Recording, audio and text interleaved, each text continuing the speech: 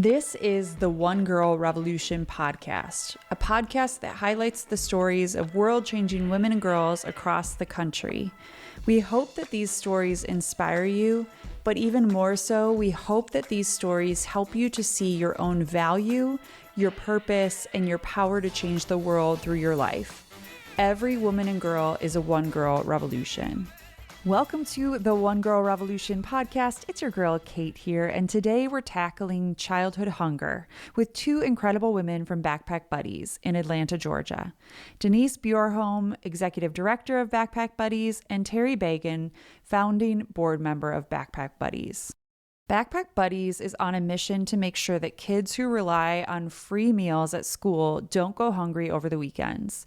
Because so many kids, when Friday rolls around, they don't know where their next meal is coming from. That's where Backpack Buddies steps in, providing food-filled backpacks to ensure these kids have enough to eat until they're back at school on Monday. In this episode, Denise and Terri share the powerful story of how Backpack Buddies got started, the heartbreaking reality of childhood hunger in America, and how they're working to bring hope and nourishment to thousands of kids every single week. We also talk about the inspiring ways that communities are stepping up, how you can get involved, and why something as simple as a bag of food can change a child's life and have a ripple effect. This is an episode you don't want to miss, so let's get into it. Here's my conversation with Denise and Terri of Backpack Buddies. Denise and Terri, welcome to the One Girl Revolution podcast. Thank you so much. We're so excited to be here today with you. I'm so excited to have you both on. You both bring different perspectives on the work that you're doing. And I know, Terri, you've been around since the beginning, and Denise, now you're at the helm leading the charge for Backpack Buddies. And I want to talk about your own experiences, how you both got involved in this incredible organization. And we actually got connected because a mutual friend, I guess, my friend Nico connected us, and he was learning about One Girl Revolution. And he was like, hey, I volunteer with this incredible organization. Here's a picture. You need to know about Backpack Buddies, and you've got to have them on the One Girl Revolution podcast. So of course, here we are. And I'm so excited to have you both on. And before we get into the great work that you're doing with Backpack Buddies, I would love to hear a little bit about each of your own life journeys. So this podcast is, of course, about world-changing women and girls, but I also love the story, the origin story of where you came from, how you kind of got into the work that you're doing now. And so I would love to rewind with both of you just for a minute. And before you got into Backpack Buddies, before you got involved, I would love to hear a little bit about who you are, where you're from, and a little bit about your own life journey. Denise, I'll start with you. Okay, great. Thank you. Well, again, we're just so excited to be here. And yes, Nico is just a dynamic volunteer and just a person, all around. But really, my humble beginning started when I was young. I actually hail from New Jersey. And growing up, my mom, she was a homemaker, but she was very always involved with our school. So she was involved, with PTA, always giving back. She had me involved with brownies and Girl Scouts. So really teaching me those foundational needs to always give back and do the right thing. So growing up, I always had that instilled in me. And as I got older, and started deciding what, I wanted to do, I always felt the need to always give back. I helped, in high school, I was, help mentoring, students if they needed some extra help. I was a cheerleader for high school, but yet I helped coach Pop Warner football cheerleaders. Again, just, paying it forward. As I got into college, we did the volunteer, clean up the beaches, things of that nature. And then I took that passion into my professional career. So before I jumped into nonprofit, I was actually in the corporate world for over 23 years. But in the corporate world, again, it's so important to always give back to the community. So I would volunteer with Habitat for Humanity. And that's what kind of led me into my path to really open it up to the nonprofit world. I sat on several nonprofit boards, but I think what was the turning point for me is The last nonprofit board I was working on before I fully went into nonprofit, I actually became the board president, and it was a nonprofit just like Backpack Buddies, where it was a brand new nonprofit. We knew that there was a need to feed children in the community, so I helped my friend, launch this nonprofit. And it's one of those, where you leave the table and you come back, and all of a sudden you're president of the nonprofit. I'm like, oh, okay. So what does that mean? But it really gave me a great foundation into the nonprofit world. And I truly loved it. I loved serving, the kids, just seeing the smiles on their faces. And then, I decided in my corporate career that I just wanted to slow down. And so I just kind of took some time. And then I jumped into the nonprofit world full time as an executive director. So I've been an executive director for over 13 years now. But really, coming back to feeding children is truly the joy because, I'm a mom, I'm a wife, but I'm also Mimi. I don't like to use the word grandma. I'm a Mimi of four incredible grandchildren. And when I look at my grandchildren, I always want them to be nourished and go to school and make certain that they're fed and that they're nourished, they're growing healthy. And I think that really drives me to what I do today. And leading Backpack Buddies of Metro Atlanta is just so near and dear to my heart because I feel that all children need to be seen, they need to be supported. Most importantly, they need to be fed. And that's what we do. And I think that's what we do best. And so here I am today, leading this amazing organization and just making some great strides in our community. It's incredible what you're doing. And I loved hearing all of that background because I think even when we're in our corporate jobs or whatever you're doing, even if you're a stay-at-home mom, we all can do something. And so it's finding what you're passionate about, if there's an organization in your own community or if there's a need, right? Like you don't necessarily even have to found a nonprofit organization or do something on a big scale. It's like looking in our own communities and saying, okay, what is the need and how can we be there? And so it's such a great reminder to each and every one of us so we can all do something to be there for one another. Terri, I would love to go over to you. So let's rewind. And I would love to hear a little bit about your own journey before Backpack Buddies.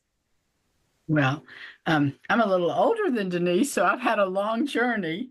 And it started as, I guess at my birth. My father was an immigrant. He came to the United States when he was 9. My mother was first generation, and they both grew up poor and without resources. But what they had was a support system, a loving family, a community, and opportunity. And I think that that was the key to their success and the key to how they decided to raise us.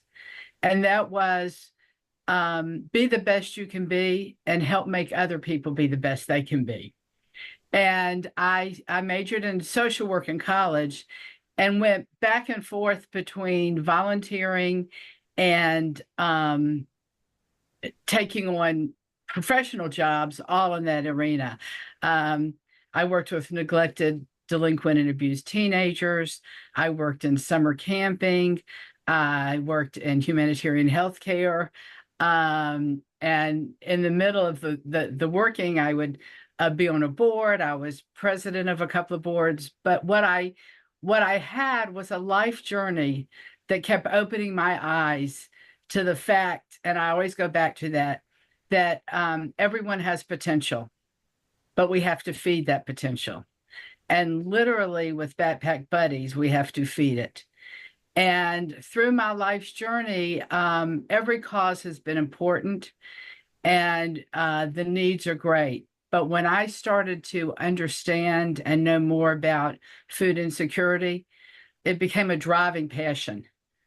And I think that no human being should go hungry. But a child who can't fend for themselves and then suffers from hunger and the inability to learn and behavior problems because of it.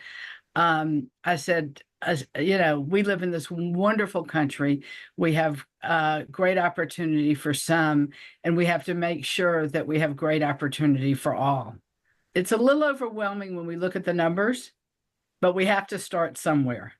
And Backpack Buddies has given me an opportunity to be part of the start of the solution to giving every child what they need to succeed in life.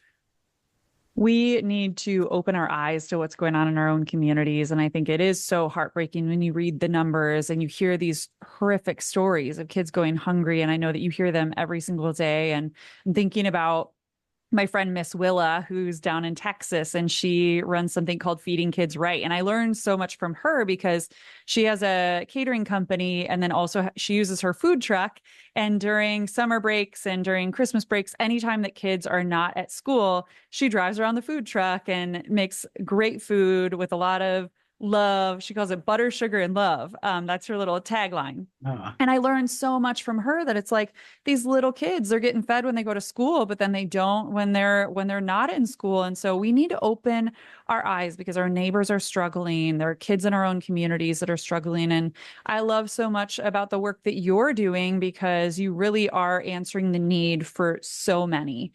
Terri, I want to go over to you because I know that you were one of the founding board members of Backpack Buddies. Can you talk about how this idea came about and just kind of your involvement in that beginning time?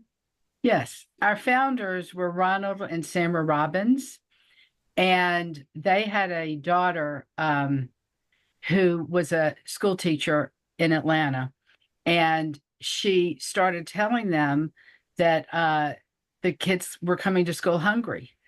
So she was bringing food, and she always made sure she had energy bars, and tried to do whatever she could. Ronald and Samra were living in Savannah, Georgia, and their thought was, wow, if there's hungry kids in Atlanta, there's hungry kids in Savannah. And they said, what can we do? And they got their synagogue in Savannah, Georgia involved, and they started a Backpack Buddies program there and started feeding children on weekends. And it grew in two ways. It grew in the number of children they served, but it also grew in the number of people that wanted to make a difference. And they had a thriving volunteer corps, and they also grew awareness of food insecurity in the Savannah area. So they were meeting far more goals than just feeding some children on the weekends. Unfortunately, their daughter became ill and they moved back to Atlanta, and she passed away. And they decided that they would like, in order to keep her memory alive and her passion alive, to start a Backpack Buddies program here. And they started one at their synagogue in Atlanta. They are forces to be reckoned with. There's no stopping them. And they started on their friends and said, you need to go to your church, your synagogue, your civic organization, and start a Backpack Buddies program. And they started on me, and I thought, well, can I do this? And they kept pushing me. And then I started one at my synagogue. And then they started bringing us together with people that they had got to start programs at their own activities. And I mean, Ronald would meet someone in the line at the Kroger.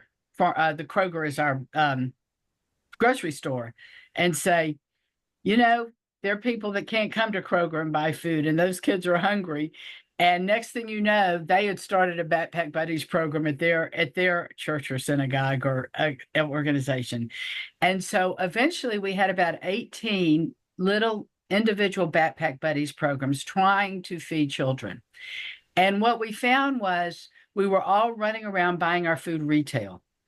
And there was a very loose-knit organization among us, like we'd say, Aldi's has milk, or shelf-stable milk, or Kroger has oatmeal on sale, and that was it. But we found that the need was greater than what we could meet. Even at the schools each one of us was serving, we weren't able to serve all the kids in that school because we were buying retail, and we were just each doing our thing in a different way. And Ronald and three other of our founders, myself, Eleanor, and Debbie, we said, let's make this a bigger organization.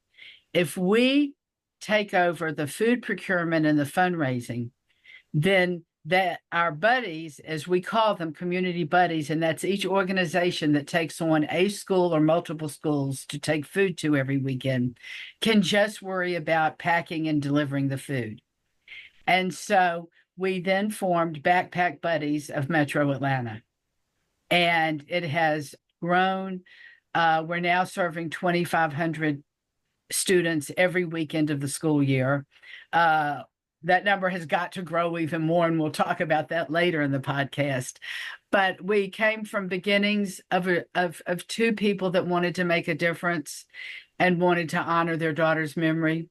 And we are now, I would say, a force in Atlanta nonprofit world, letting people know about food insecurity and growing our organization so that more and more children have food to eat on the weekends. Our tagline is hunger doesn't take the weekend off, and neither can we. It was so beautiful to just go through your website and just see all of the incredible work that you're doing. And I just kept thinking about how we can all do it. We can all do something, even in our own communities like this. And I just am so inspired by the work that you're doing. Every day, women and girls are changing the world, lifting up their communities and making a difference. At One Girl Revolution, we are dedicated to highlighting the stories of world-changing women and girls to inspire the world. But we can't do it alone. This year, we're celebrating 6 years of telling these world-changing stories, and we need your help to keep it going. Become a monthly donor by giving just $6 a month in honor of our anniversary. Every single dollar fuels our mission, keeping the podcast going, expanding our reach, and making sure these voices and these stories are heard far and wide. If you believe in the power of women's voices and their stories, if you want to be a part of the revolution, donate today. Go to onegirlrevolution.com/donate and be a part of the revolution. Denise, how did you get connected to Backpack Buddies? Yes. So again, because of my passion for children, I really wanted to do something. And I moved to Atlanta, Georgia about 2.5 years ago, by way of Florida now. And I was involved with another organization. However, I wanted to be more involved with the kids, get back to the roots of where I started, truly in nonprofit. So I was just looking around, and I had a friend of mine who's a police officer for the Dunwoody Police Department. She was like, "Hey, I know this organization, and they're looking for an executive director. I think you would do really great here." I'm like, "Perfect." So she introduced me to the organization, and, I was on their website. I was looking around to see, what do they do? And I was just really just so impressed with just the leaps and bounds that this organization has done. And at that time, it was the first 2 years of, their launching. So I'm like, I got to throw my hat in the ring. So I did, and I interviewed with Terri and the board. And I was very fortunate and honored that of all the candidates, they chose me to lead the organization. So that's how I came back. So for me, it's a full circle, because I was a board president of a nonprofit just like Backpack Buddies in Florida. And now, I'm sitting here at the helm again as the executive director. So it's a wonderful circle for me. And I'm just so blessed and honored that they chose me out of all of the candidates. Well, it's so great. It's so cool to hear both sides of the story. So Terri hearing about how things started, and now Denise, I know you're just in the thick of everything that's happening. And even in the time that you've been at the helm, you've seen so much growth, I'm sure. For people that are listening, Denise, can you talk about the mission of Backpack Buddies? What is it? I know Terri talked a little bit, but what is it? What's your mission? What are you doing every single day? Yes, of course. So our official mission of Backpack Buddies is to provide weekend meals to food insecure children in Metro Atlanta to enhance their mental and physical health, as well as their ability to learn. And really, what we are doing is, we want to make certain that the children that are getting free or reduced lunches Monday through Friday, we know that on the weekends, these children go hungry. And we want these kids on the weekends to have fun, hang out with their friends, and not really worry, where's your next meal going to be? So Backpack Buddies is really working on changing this reality for children and families by providing weekend food meals to the children to take home on Fridays. And these meals, they come in regular, plastic bags. And each meal contains 6 meals for the weekend. So we have breakfast, lunch, and dinner on Saturday, and breakfast, lunch, and dinner on Sunday. And I will say a lot of these meals can be enough, really to feed a family of 4. We also work with a nutritionist. We want to make certain that we are giving the most nutritious food to the children. So we do follow the USDA recommended, food program where we have, we give out 2 breakfast items, 2 fruits, 5 proteins and mains, 5 drinks and snacks, and 2 vegetables. So again, lots of nutritious food. And when we do this, again, we have our community buddies. We have them help us pack the food, deliver the food to their adopted school. And then on Fridays, the counselor or school administrator will call these children down. And so these kids know on Fridays to show up to school because they get called down. And then these food packs are put into their backpack where then the child can go home knowing that there's food to eat. And what's nice about our program, even though we are feeding 2,500 kids per week, we definitely want to expand. But if there are multiple siblings that go to the same school, we make certain that each of those children receive a food bag. So it's not 1 food bag per family. If there's, 3 or 4 children that go to that school, each of those children will receive a food bag to go home. And it's just so wonderful to see because even though our program is anonymous, we don't know who the children are. At the end of the year, or even sometimes sprinkled during the school year, we get these beautiful testimonial letters from the children just to say thank you. Please don't forget about us. They're just so appreciative of the food that we are giving them. And when we look at the program, we're always focused on the children. This is really a rippled effect because not only are we feeding the children and taking that burden off of them, but, we're also taking the burden off of the families. That a lot of these families sometimes don't know how they're going to feed their kids over the weekend. Family members, they'll go hungry so their children can eat, or they'll feed one child one meal and another child a different meal. And so I think that just given the burden, lifting the burden off of the shoulders of these families, I think is amazing. And that's part of what we're doing too, is not just feeding the children, but supporting these families and letting them know that they're not alone in this food insecure journey, that we're here to help them. It's such a stabilizing factor, right? It seems so simple for people, but I'm thinking about the ripple effect that it has through the family, where it's like the parents are stressed about a million different things, right? Just being a parent, you're probably stressed about so many different things, but you're taking that stress away from them to say, okay, here your kids have food for the weekend.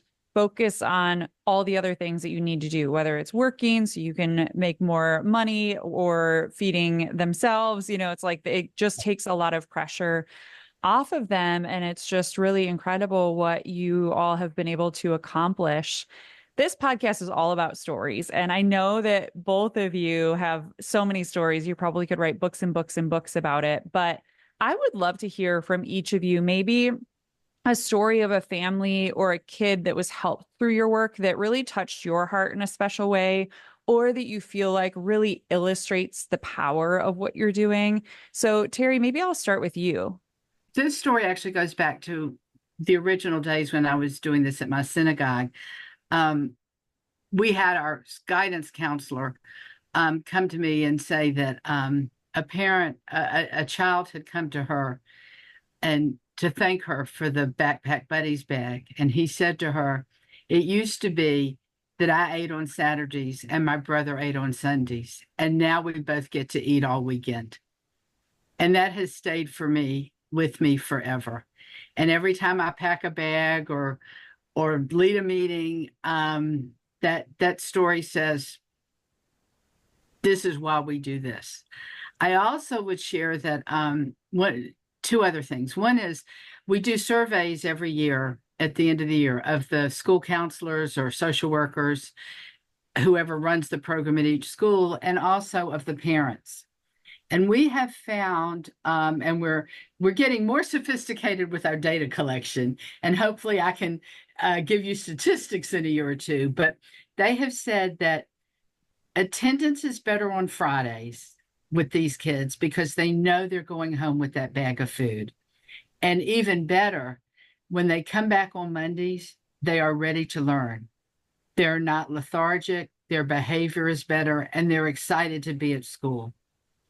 And as Denise said, we may not know these children, but we know the impact we're making. And it's huge. And she also spoke about the testimonial letters, and some of them are just plain funny. One of them was about how they open their bag on the bus, and he and his best friend fight over what looks best in their bag, and in the end, they're both just happy because they have the food, and it's really heartwarming. But they also share things like, my parents are not as worried anymore because we have food on the weekend, or it's easier to be at home when I know I'm not going to be hungry. And so these things are beyond measure for, as Denise said, not just the child, but the family and the ripple effect. And I always like to say, and that ripple effect goes out to our volunteers, our community buddies, and anyone that we're able to touch that makes a difference in feeding our communities. Denise, what about you? What's the story? Yeah, like Terri, I have quite a few of them. From the child's perspective, when we do get the opportunity to meet a child that is, a receiver of one of our bags, when they said, please don't forget about us next year, as a school ends, we just kind of step back like, yeah, what can we do over the summer to help these kids? But when that child says, thank you so much, and please don't forget about us next year, that just, hurt my heart, because like, you are never going to be forgotten about. You, like, our goal is to make you feel that you are seen, that you are supported. So for me, that truly was a huge impact on me, that we will not forget about you next year or the year after or the year after. This is what we do, and we will make certain, no matter what happens in the economy or the world, our goal is to get food to these children, and that is our mission, and that's what we will do. So that's from the child perspective. From a administrative perspective, we had, talking to an administrator, and like Terri said, there's a lot of statistics that the administrators talk about with the kids coming in, and they feel more refreshed. But from the administrators, just to know that there's community support out there, like Backpack Buddies of Metro Atlanta, to help these children. And again, not just helping the children, but helping the families, that we hear them, we see them, through rain. We've had snowstorms, the past couple of months here in Georgia. We made certain that we got these food to the children, and the schools rely on us so much for that. So just hearing the impact and the thankfulness from the school administrators is great. And then again, rolling down, and certainly not, least, is our community buddies. Just hearing their stories about when they are helping, dropping off the food, and seeing the smile on their faces and the excitement that, sometimes the kids are running up to the cars to help them get, the bags out, and, shaking the bags. What's in here this week? And I think it's also brought more community support to the churches and civic organizations that we partner with, that more people want to join them because they hear about our program, they want to get involved with our program, and they just want to share that kindness and support. So really, from all levels of our program, it's just so inspirational. And yeah, we probably have hundreds and hundreds of stories that we can tell, but trying to get the perspective from each of those levels of our program is just amazing, and just so heartwarming to know that we are making an impact. We are changing lives, and that's a wonderful feeling. I'm just thinking about the community that you've built too, how loved these kids must feel and how seen, and whatever they're going through, because I'm sure that sometimes it can be so isolating what they're experiencing hunger, and probably even embarrassing at times when their other classmates show up with these beautiful lunches or are talking about, I'm going home tonight and it's Friday, we always do pizza night. And these kids are like isolated and don't have that. And so I love that you are just like normalizing the conversation with these kids. And also there's like an empowerment element, like all these different words come to mind, but really building that loving community and family around them is just incredible. And I can't wait to see where you all go from here and where these kids go from here, because I think a lot of times the work that we're doing, especially with younger generations, it has a ripple effect, right? You never know one little thing that you all are doing for one of the kids, how that could impact their lives for years down the road,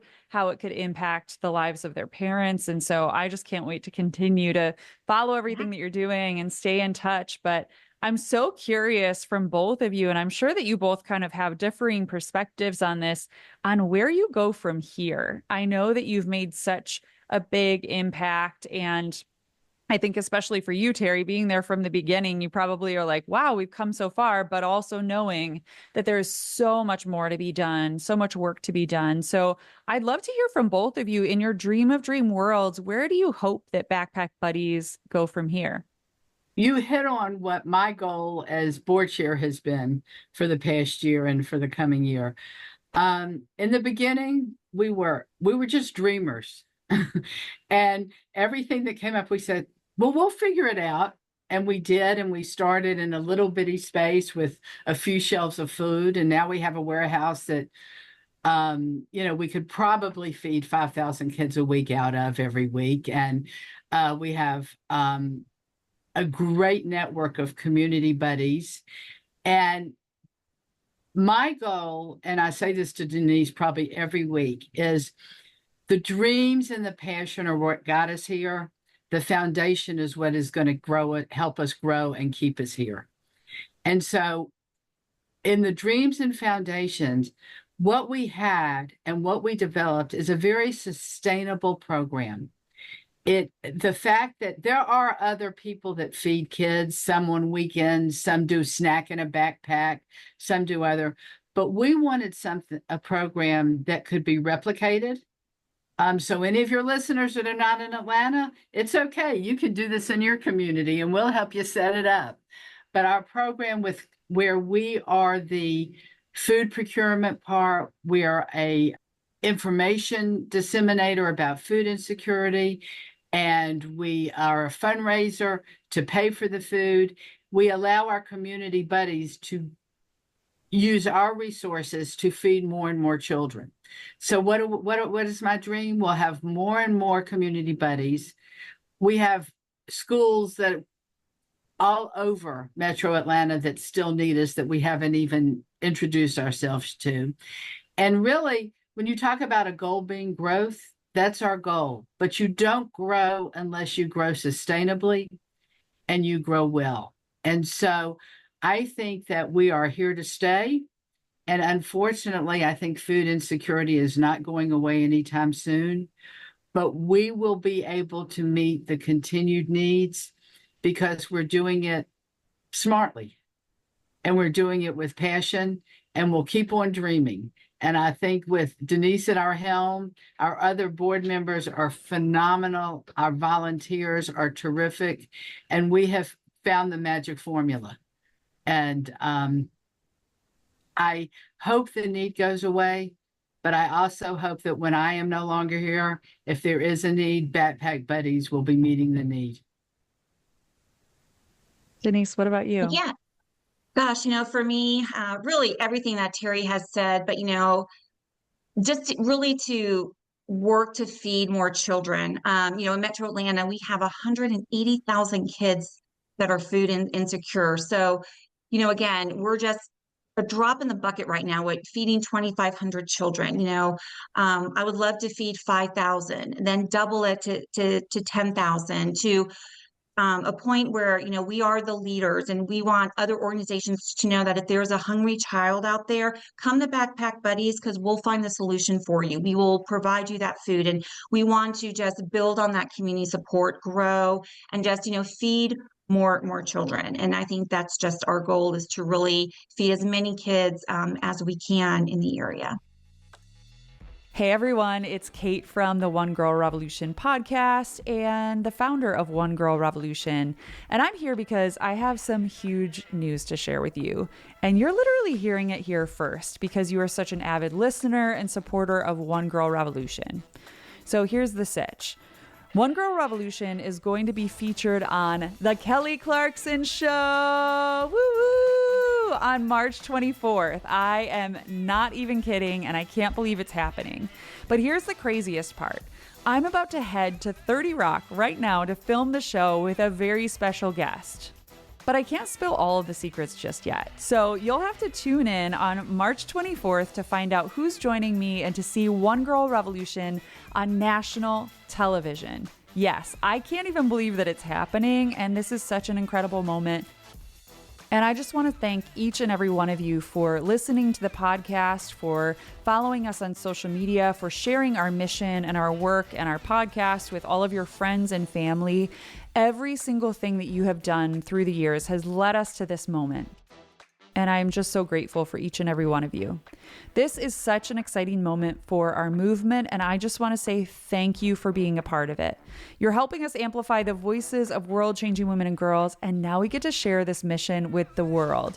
So set your reminders, tell your friends, and get ready to watch The Kelly Clarkson Show on March 24th featuring One Girl Revolution. Denise, I'll start with you on this question, and then Terri, you can add, because I know that there are so many different ways that people can support your work, so many ways people can get involved. So it's kind of a trifecta question. How can people support your work? How can they get involved? And then what can we all do to emulate your work? Absolutely. It's a great question. So first and foremost, we're a nonprofit, so financial support is always the number one choice of us. And you can always visit, our website at backpackbuddiesatl.org for financial support.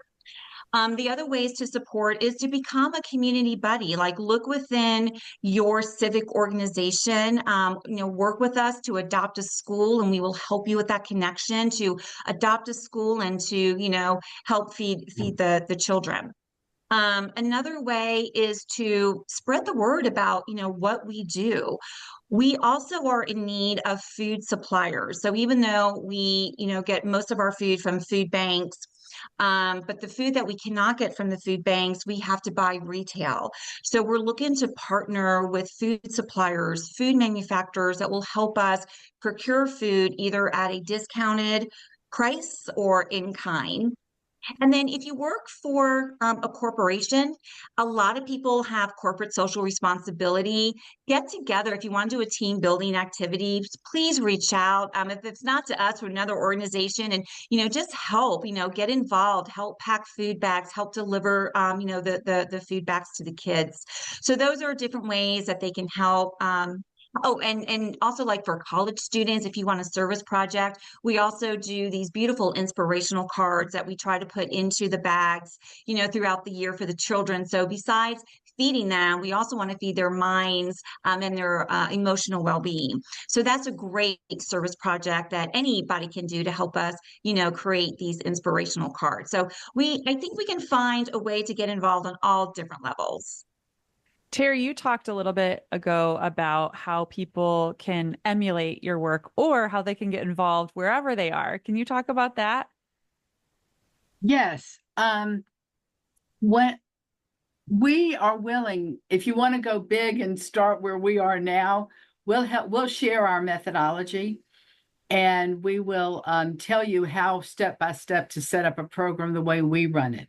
One of the words we used a lot when we were trying to decide how to set things up was replicable, because in every community there are food insecure children. And so instead of spending resources and mind time on developing a program, we're eager to help other people develop programs in other places.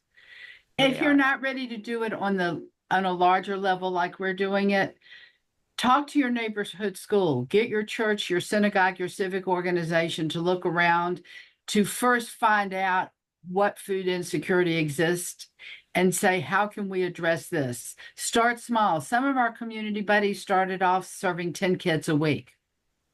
It's never too small. And if you change one life, you've made an impact that will last for generations. So we have a warehouse now. We have a truck. We are set to feed thousands and thousands and thousands of children. But don't let that be a stumbling block. Start with 10. Start with 20. Food templates we can share with you. As Denise said, we work with nutritionists. We can tell you how to contact the schools. It's really just whatever you dream it to be, you will make a difference. We will put your website in the show notes and obviously tag your organization on all of our social media so people can easily get in touch with you. And I always say on this podcast that the free and easy way to support any organization or any cause and also to raise awareness is just to follow and share. So people can easily follow your organization and follow your continued efforts and journeys, and just spreading awareness is so critical in this world. And I know that that can make such an impact as well. So I will put all of that in the show notes. Before I let you go, I have a couple of last questions. 1 minute. Let me just also say, if you're in Atlanta and you hear this podcast, we need you. We'll help you remotely, but if you're in Atlanta, we got lots of work to do. Yeah, well, I will encourage everybody to reach out to you through your website, through your social media. I know it's really easy to get a hold of you and your team. And so I encourage everybody to reach out and get involved in any way that they can. I'm so curious to know from both of you. We heard a little bit about each of your stories, but if you could get to the very root of why you do what you do every single day. I know that there are some days that are super joyful and you see these beautiful little faces who are so happy to see the food, but I also know that there are days that you're just struggling or beating your head against the wall. Or I know in the nonprofit world, you apply for a grant and you're like, fingers crossed, I hope this goes through. I can see where this could go. And then you don't get it. And it's frustrating. What is the root of why you each do what you do every single day? What's the driving force? And maybe Denise, I'll start with you. Yeah, that's a great question. I think, the root, really it's simple because we care. We want to make certain that we are feeding the children. No child should go hungry. And at the heart of our mission is a belief that every child deserves to have access to nutritious food. And even on those hard days or days where it's like, gosh, how are we going to do this? How are we going to, feed all these children? I just think the root of what we do is because we care. I think just as simple as that. We care and we want to feed these children. No children should go hungry. And as our mission says, hunger doesn't take the weekend off, and neither do we. Terri, what about for you? I would agree totally with Denise. And I would also say community is at the root. We can't be a strong community if our youngest members are not taken care of. And we can't have a future community. We cannot build a future community unless we recognize the problems, address the problems, empower people to make a difference, and look out for one another. And that's the whole basis of Backpack Betties of Metro Atlanta. Our community buddies, our school communities, our community of volunteers. It takes a community to build everyone up. And I just always go back to everyone deserves opportunity. And certainly no child deserves to be hungry. So passion would be the driving force between trying to build communities that take care of one another. You are both doing that, and I know your entire organization and all the volunteers and everyone who's involved in Backpack Buddies, they really are a driving force and such an inspiration for all of us. And so I'm so grateful to know you both and know more about your organization. And I can't wait to continue to stay in touch and follow what you're doing. And hopefully at some point I can make it down to Atlanta and get to work and do some Backpack Buddies stuff myself. But before I let you go, before I let you go, I always end this podcast on 2 questions. So I'll start with, you each individually are One Girl Revolutions. And I know that there are so many One Girl Revolutions involved in Backpack Buddies, different volunteers, and even all the girls that you're serving. And every single person, right? This is not just about women and girls, but because this podcast is focused on women and girls, we do a lot of work empowering and inspiring and encouraging girls and women of all ages to see their value, see their purpose, and see their power, the power that they hold to change the world. And so you each are doing that. But I want to know, who is a One Girl Revolution in each of your lives? Who is a woman or girl that inspires you? I think for me, it's my daughter, Brittany. Becoming a mom, I wanted to set a strong foundation for her, as my mom did for me, with learning to give back and to help others and to get involved in the community. So my daughter, inspired me every day to make certain that I lived up to those foundational purpose in life. And so really my daughter, she inspires me to be a better person, finding ways to always, give back and just really trying to make a difference in the life. Because now that my daughter's a mom, I know she's setting those expectations and those foundations for her children. It's beautiful. What about you, Terri? Can I say more than one? Yeah. Well, I think it starts, as I said, with my parents, who taught me the meaning of tzedakah, which is a Jewish word, and it's a Hebrew word, and we use it to talk about charity, but it really means justice. And I think a just world it will be a better world. And they also empowered me as a woman and as a girl. My mother I took every kind of lesson and got involved in every kind of activity, be it community, political, whatever. She said, I want you to do everything that I never got a chance to do. And I want you to have opportunities that I never had and give those opportunities to other people. And my parents lived it. They were involved in everything. So I am one of the fortunate people in the world that grew up with examples that have guided my life. A second person is my friend Meritu, who walked out of Ethiopia from escaping persecution through the Sudan, ended up in Canada, and had virtually no education, no resources, no community, and built a life, became a nurse, and she moved to Atlanta, and we met through our children. And she continued her education. She continued to give back. And there was never an obstacle that was too great for her. And I used to say, it's easy for me to try to make this a better world. But she was fighting, trying to just have a world for herself and her daughter. And she was always making it a better world. And so she's always inspired me.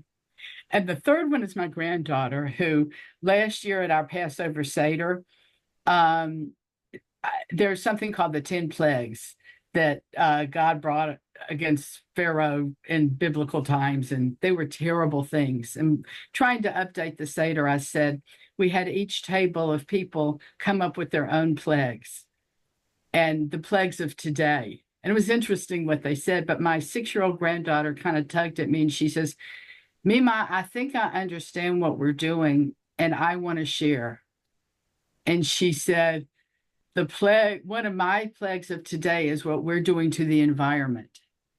And she talked about, she had obviously learned about it in school, but what she said is, what I want to say is that every single person, if they try, can solve the problem. And she's my inspiration and the root of why I want to make a difference in this world.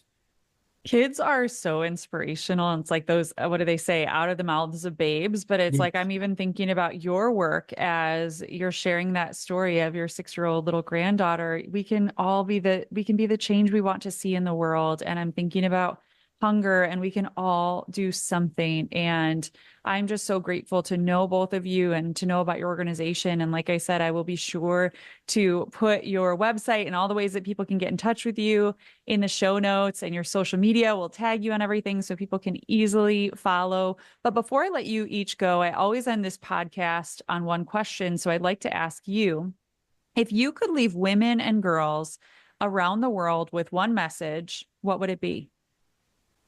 For me, I think I would tell women and girls that you do have the power to make a difference. No matter where you are in life, there's always a way to give back, whether it's volunteering, mentoring, or just spreading kindness. Your impact does matter. To follow your passion, believe in your purpose, and never underestimate the power you have to change lives, including your own. And that would be my message. Beautiful. Terri, what about you? Mine would be very similar. And mine was, you don't need anyone else to empower you. It's from within. And you can be the force that makes our world a better place. Well, you are each examples of your messages, and I'm so grateful to know you and cannot wait to stay in touch and continue to follow everything that you're doing. Denise and Terri, thank you so much for being on the One Girl Revolution podcast, and thank you for all the incredible work that you do. Thank you, you, Kate. Thank you for the opportunity just to share our message and to bring awareness to Backpack Buddies of Metro Atlanta. For more from One Girl Revolution, to listen to all of our podcast episodes, watch our Emmy-nominated documentary series, follow us on social media, donate to our nonprofit organization, and more, please visit onegirlrevolution.com. That's the number onegirlrevolution.com.